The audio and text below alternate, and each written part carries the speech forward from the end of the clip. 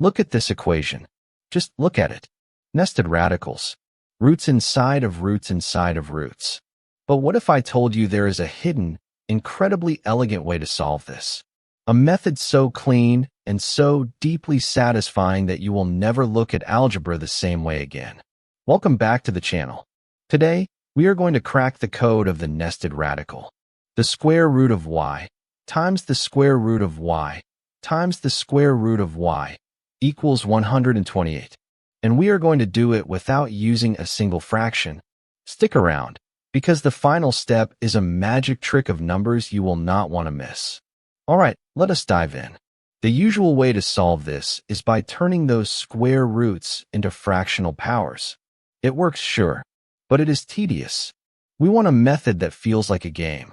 We will call this the repeated squaring technique. Step 1 is simple.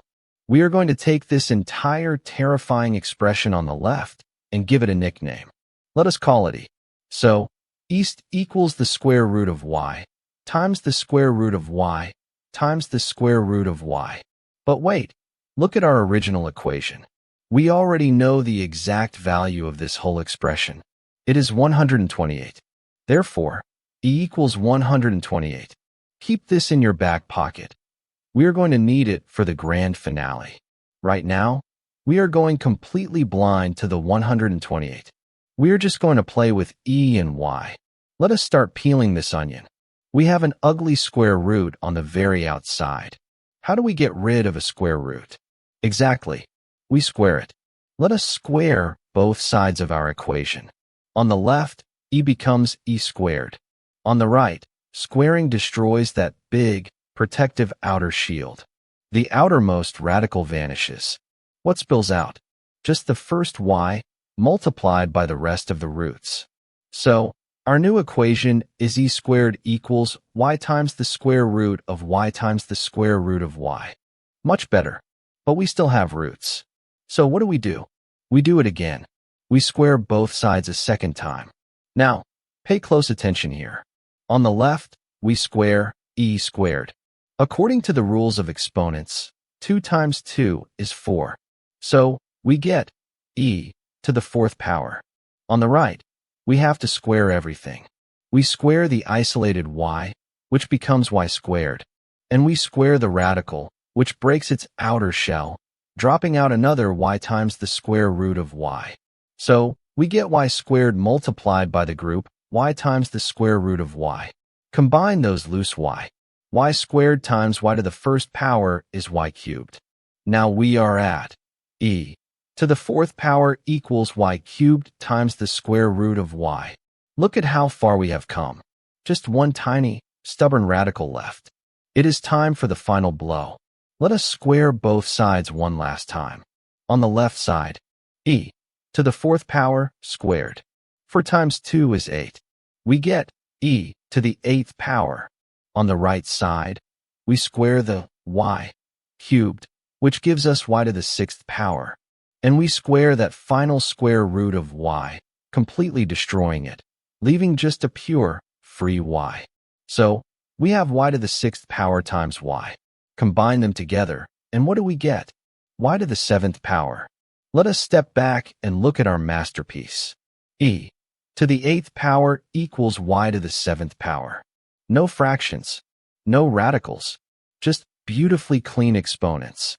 But we still need to find y. Remember that secret we put in our back pocket at the very beginning? We said e is exactly equal to 128. Let us bring that back. Substitute 128 for e in our beautiful new equation. 128 to the 8th power equals y to the 7th power. Now, you could try to calculate 128 to the power of 8 if you have a supercomputer and a lot of free time. But we are smarter than that. We are mathematicians. Let us look at the number 128. If you know your powers of 2, you will recognize it instantly. 2, 4, 8, 16, 32, 64, 128. 128 is exactly 2 to the 7th power. Let us rewrite our equation. 2 to the 7th power, all raised to the 8th power, equals y to the 7th power. And here is the magic trick. One of the most beautiful rules in algebra says that when you raise a power to a power, you multiply them.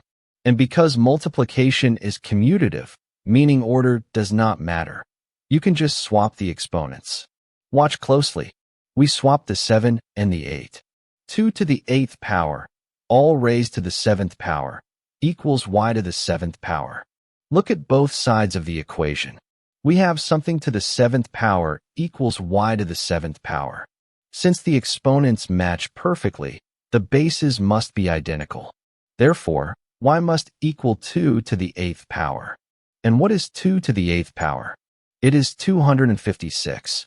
We did it. By using logic, repeated squaring, and a clever exponent swap, we defeated the infinite radical without a single fraction. But before you go, I have a challenge for you to test your new skills. Can you apply this exact same repeated squaring method to solve a brand new problem with smaller numbers? Here is your equation. The square root of z times the square root of z equals 8. Try it out right now and drop your final answer for z in the comments below. See ya!